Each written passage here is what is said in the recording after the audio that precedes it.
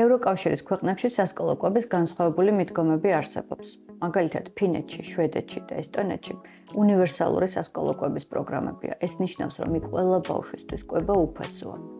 ფინეთში 1 საუკუნეა ეს პროგრამა მოქმედებს და მათი განათლების სისტემა მთელი მსოფლიოსთვის მისაბაძია.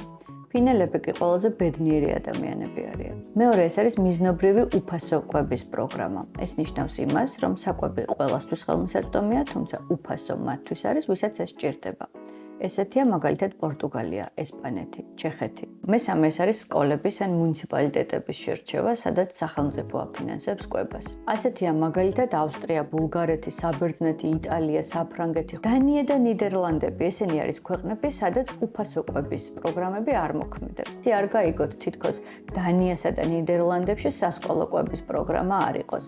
კვება არის, უბრალოდ ეს არის მშობლების დაფინანსებული და არა სახელმწიფოსი. როდესაც საქართველოში ისეთივე ეკონომიკური წინსვლა გვექნება, როგორც დანიასა და ნიდერლანდებშია, მაშინ შეგიძლიათ მოგთხოვოთ მშობლებს, რომ დავაფინანსოთ ჩვენი შვილების კვება სასკოლო საათებში.